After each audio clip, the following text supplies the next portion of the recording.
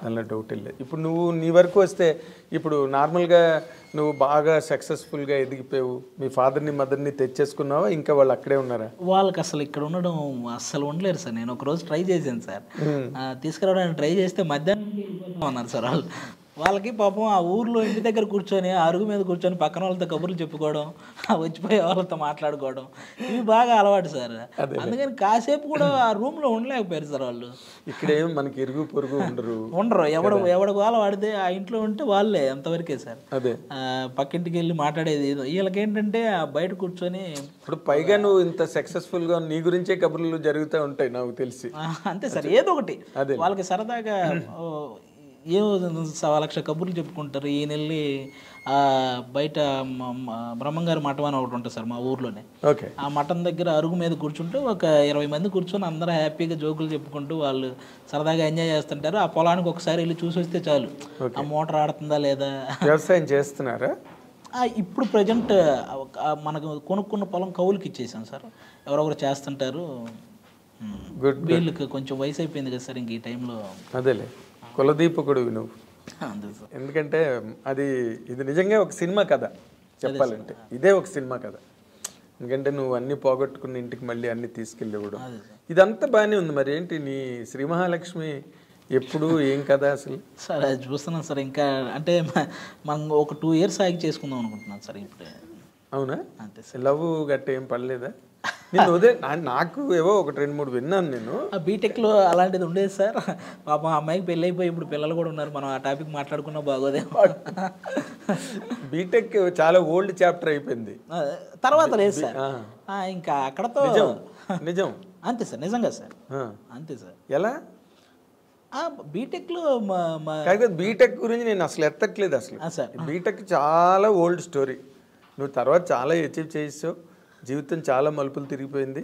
అదే సార్, చాలా సమున్నత స్థాయికి వచ్చావు. బీటెక్ ఎవడు అడుగుతాడు ఇంక నేను? ఇప్పుడు నువ్వు ఆ సర్టిఫికెట్ కూడా దాచుకోకలేదు ఇంట్లో. ఇప్పుడు నేను ప్రజెంట్ లైఫ్ నీకు ఒక క్రేజు, ఒక గ్లామరు, ఒక డిమాండు, మ్యాక్సిమం వాటి జోలికి వెళ్ళలేదు సార్. అందుకే కొంచెం ఈ వేలో కొంచెం సక్సెస్ అయ్యానేమో అనుకుంటున్నాను సార్. 100% అయ్యావు, కెరీర్లో అయ్యావు. మరి వాటికి కూడా దూరంగా ఉంటున్నాను, ప్రేమలు పెళ్ళిళ్ళకి అంటే. ప్రేమలకైతే దూరంగా ఉన్నాను సార్, అంతే. పెళ్ళికి కాదు, పెళ్ళికి ఇంక ఇప్పుడే కాదని అనుకున్నాను సార్. ఎందుకంటే నాకంటే సీనియర్లు ఉన్నారు మా టీవీలోనే. అదే సుధీర్ ఉన్నాడు, ప్రదీప్ ఉన్నాడు. అంటే వాళ్ళు చేసుకోకుండా నేను చేసుకుని శబ్దం చేసేవంట. అంతే సార్. శబ్దం చేసావు, ప్రమాణం చేసావు? ప్రమాణం ఏం లేదు సార్, మాకు ఒక సరదా డిస్కషన్ ఉంటుంది కదా సార్. వాళ్ళు ఎప్పుడైనా ఎరాని ఇది ఎప్పుడంటే అన్న ఫస్ట్ మీరు చెప్పండి, మీరు నాకంటే పెద్దోళ్ళు, మీది అయ్యాక నేను చేసుకుంటాను. అసలు వాళ్ళది ఎందుకు వెళ్ళట్లేదు? ఏదో సుధీర్కి ఏదో లవ్ అఫేర్ ఉంది అంటున్నారు. అవన్నీ టీవీ పర్పస్ సార్. అలాని కాదు సార్, వాళ్ళు కూడా అదే ఊరికే నాదంతా జీరో అయినా అలా ఏం లేదు సార్. వాళ్ళకు కెమిస్ట్రీ ఖచ్చితంగా వర్కౌట్ అయినట్టే కదా సార్. 9 years చేశారంటే ఆ కెమిస్ట్రీ ఉంటుంది కదా. అవునులే. దాన్ని వాళ్ళకి ఇంకా వాళ్ళ పర్సనల్ సార్, అది ఏదున్నా వాళ్ళు తేల్చుకోవాల్సింది వాళ్ళిద్దరు. అవును సార్, అవును. అంతేనా? అవును. సో ఇప్పుడు వాళ్ళు అయిపోగానే నువ్వు లైన్లో ఉన్నానంటావు. అంతే సార్. ఇది అసలు ఏంటి కండిషను? అసలు మీ ఇంట్లో వాళ్ళు ఒప్పుకుంటున్నారా నిన్ను? ఇంకా నేను నా పనిలో ఉన్నాను కదా సార్. ఇంకా వాళ్ళు నన్ను నా అంతకు నేను చెప్పే వరకు పాపం వాళ్ళు కూడా ఏమీ అడగరు సార్. అదే లాక్ చేసేవాళ్ళని. అంతే సార్. అసలు నార్మల్గా నువ్వు ఒక మాట చెప్పు.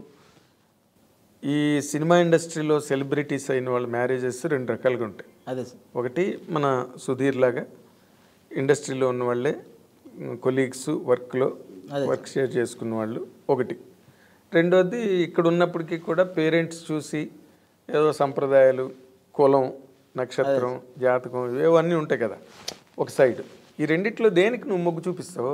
పేరెంట్స్కి సార్. ఎందుకంటే వాళ్ళకి పాపం అది బాగా నచ్చిన అంశం సార్. అది పెళ్ళి, ఒక అమ్మాయిని చూసి మా వాడికి ఇచ్చి పెళ్లి చేయాలనేది వాళ్ళు ఇంట్రెస్టింగ్గా చేసే ఒక ఎంజాయ్ చేసేది, వాళ్ళు బాగా ఎంజాయ్ చేసే పని సార్. దాన్ని వాళ్ళకి వదిలేస్తే బెటర్ అని నా ఫీలింగ్స్. అంతేనా? అంతే సార్. Great, really great. ఎందుకంటే నువ్వు ఉన్న ఈ రకమైన షో వరల్డ్లో బోల్డ్ టెంప్టేషన్స్ ఉంటాయి. నువ్వు ఎంత చెప్పినా, ఎంత కాదన్నా, ఎంత సుధీర్ ప్రదీప్ మీద తోసేసినా కంపల్సరీ అనిపించేవి అనిపిస్తూనే ఉంటాయి సార్. అది అనిపించకుండా మాత్రం ఉండవు సార్.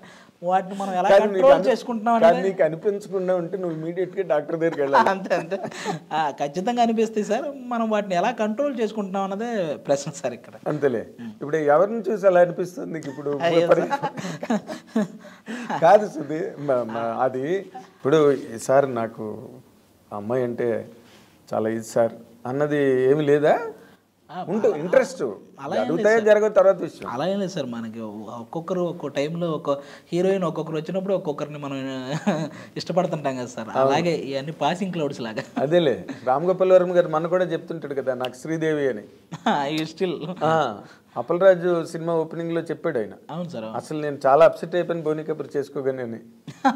ఆయన ఎప్పుడు ఆయన అడ్మైర్ చేస్తాడు శ్రీదేవి గారిని. అదే, అలాగే అందరికీ ఎవరో ఒక రక మ్యాట్ని ఐడల్ ఉంటారు కదా హీరోయిన్స్ అంటేనే, మరి అది తమాషా. కానీ నువ్వు అలాంటి పరిస్థితుల్లో ఇంకా ప్రవరాఖీళ్ళలాగా నువ్వు నన్ను ముట్టుకోక అన్నట్టుగా ఉండడం నిజంగా గ్రేట్. అదే సార్, ఈ ఇండస్ట్రీలో నీ ఏజ్కి నీకున్న గేజ్కి అంతే సార్, కంట్రోల్ అంతే.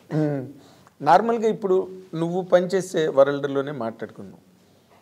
నువ్వు చాలామంది యాక్టర్స్తో పనిచేసావు. అవును సార్. అనసూయతో పనిచేసావు. అవును సార్. ఇంకెవరితో, రష్మితో చేసావు కదా. అవును సార్. వాళ్ళల్లో నువ్వు బెస్ట్ అని చెప్పాలంటే ఎవరిని చెప్పగలవు? అయ్యి బాబు, వాళ్ళిద్దరు బాబు ఇద్దరు బెస్టే సార్. స్టార్టింగ్ నుంచి జబర్దస్తిని మోసుకుంటూ వస్తున్నారు సార్ వాళ్ళు.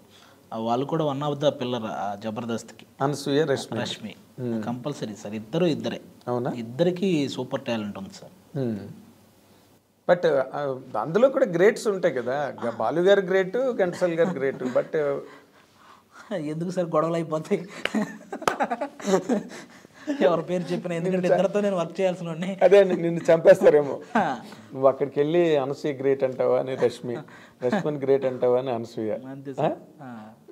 వాళ్ళతో వర్కింగ్ ఎట్లా ఉంటుంది నీకు? చాలా బాగుంటుంది సార్. ఇద్దరు స్పోర్టివ్నెస్ ఎక్కువ సార్ ఇద్దరికి. ఎందుకంటే నేను ఇద్దరితో వర్క్ చేస్తాను, ఇద్దరి మీద డైలాగులు వేస్తుంటాను. చాలా స్పోర్టివ్గా తీసుకుంటారు సార్. ఓకే.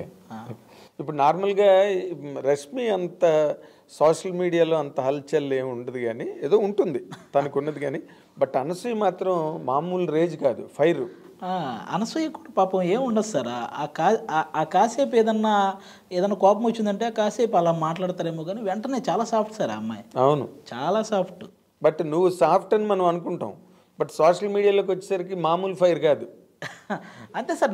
తనేదో అంటుంది, ఇంకా అక్కడి నుంచి ఫ్యాన్స్, నెటిజన్స్. అంతే సార్.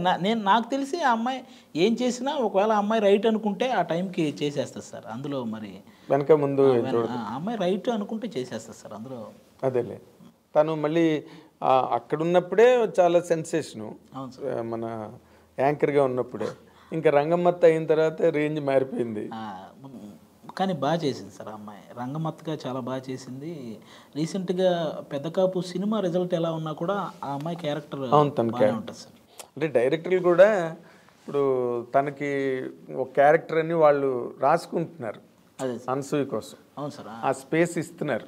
అవును సార్. తనకి చాలా గొప్ప విషయం. బాగా పర్ఫామ్ చేస్తుంది సార్. పర్ఫామ్ చేసినా చెప్పినా క్యారెక్టర్ సూటబిలిటీ మీద అవును సార్ త్రూ అయిపోతున్నది.